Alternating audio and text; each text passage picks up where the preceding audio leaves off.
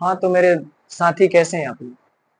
उम्मीद करते हैं कि अच्छे होंगे और अच्छे से पढ़ाई लिखाई कर रहे होंगे और अपने 2025 के लिए 10th के में अच्छे अंक के लिए आप लोग जी जान से मेहनत कर रहे होंगे। तो आइए मेरे भाई आज जानेंगे कि प्रकाश का प्रकीर्णन क्या होता है, इससे कैसे कैसे सवालें एग्जाम में पूछी जाती है। तो आइए बिना किसी समय व्यतीत किए देखते हैं।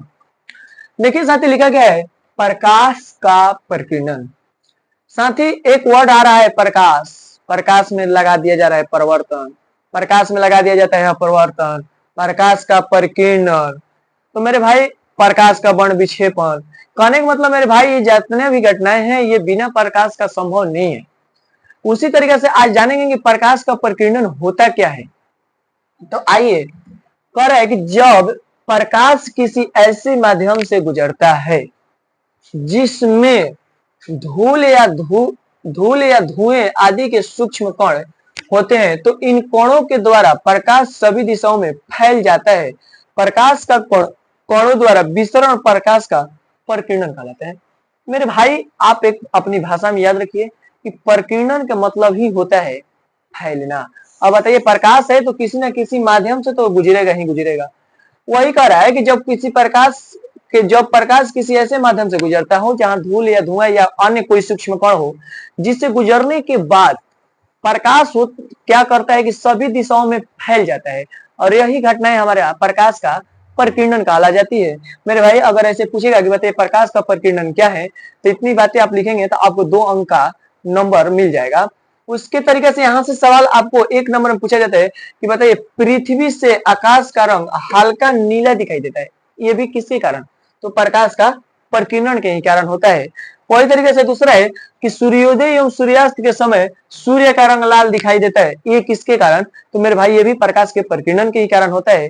अगर आप सूर्य पर ज्यादातर ध्यान नहीं दे पाते हैं तो ध्यान दीजिएगा छठ पूजा हम लोग बिहारियों का एक प्रमुख पर्व है, उसमें आप लोग देखेंगे तो दोनों टाइप सूर्य को डूबते समय और उगते समय अर्घ दिया जाता है। तो आप लोग उस समय इसको अच्छी से देख सकते हैं, हालांकि किसी भी दिन आप देख सकते हैं। तो इस बात को ध्यान रखिएगा कि सूर्योदय एवं सूर्यास्त के समय, सूर्योदय का मतलब जब सूर्य उगता है और सूर्यास्त का मतलब जब सूर्य डूबता है, तो सूर्योदय एवं सूर्यास्त के समय सूर्य का रंग जो लाल दिखाई देता है ये भी प्रकाश प्रकीर्णन के ही कारण होता है।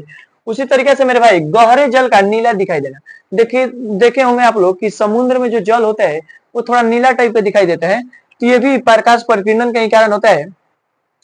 खतरे एवं रेलगाड़ी के सिग्नल जो होता है इसका भी रंग लाल होता है, तो ये भी मेरे भाई प्रकाश प्रकीर्णन का ही कारण है।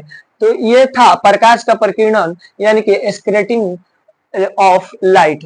मेरे भाई यहाँ कुछ हमने दे रखा है, बताइए किस रंग का प्रकीर्णन सबसे अधिक होगा, कौन रंग सबसे अधिक फैलता है? तो बैगनी, उसके बाद नीला, उसके बाद हरा, उसके बाद पीला और नारंगी, और सबसे कम फैलने वाला प्रकाश है लाल। अब कहिएगा कि इसका प्रकीर्णन सबसे कम क्यों होता है? क्योंकि साथी लाल रंग का तरंगदैर्घ्य सबसे अधिक होता है, जो कि हम लोग आपको पिछले वीडियो में बताए थे प्रकाश के वर्ण विक्षेपण में कि लाल रंग का तरंगदैर्घ्य सबसे अधिक होता है, वही बैगनी का तरंगदैर्घ्य सबसे कम होता है। वही मेरे भाई विचलन की बात किया जाए तो बैगनी का बताए थे कि बैगनी का विचलन सबसे अधिक होता है और लाल का सबसे कम होता है। तो कोई पूछ देगा कि बताइए लाल रंग का प्रकीर्णन सबसे कम क्यों होता है? क्योंकि इसका तरंगदैर्घ्य सबसे अधिक होता है, वेवलेंथ। तो मेरे भाई आपसे यहाँ से आपसे सवाल ये भी पूछ सकता है कि बताइए कि गहरे जल नीला दिखाई देता है, ऐसा क्यों? चंद्रमा के तल से आकाश का रंग काला दिखाई देता है, ऐसा क्यों? क्योंकि मेरे भाई हम जानते हैं कि चंद्रमा पर वायुमंडल ही नहीं होता, तो इसके कारण है कि वायुमंडल नहीं होता है तो वहां पर चंद्रमा के तल से हमको जो आकाश होता है काला दिखाई देता है। इसी सवालों को घुमा कर पूछता है कि बताइए अंतरिक्ष यात्री को आकाश का रंग कैसा दिखाई देता है? तो काला। तो मेरे भाई ये वीडियो ज्यादा लंबा ना हो इसलिए हम लोग इस वीडियो में इतना ही। नेक्स्ट वीडियो में आपको जरूर एक नई टॉपिक के साथ आएंगे। तो मेरे भाई इसी तरीके से हमारे चैनल को लाइक कीजिए, सब्सक्राइब कीजिए, साथ ही साथ शेयर भी कीजिए। धन्यवाद।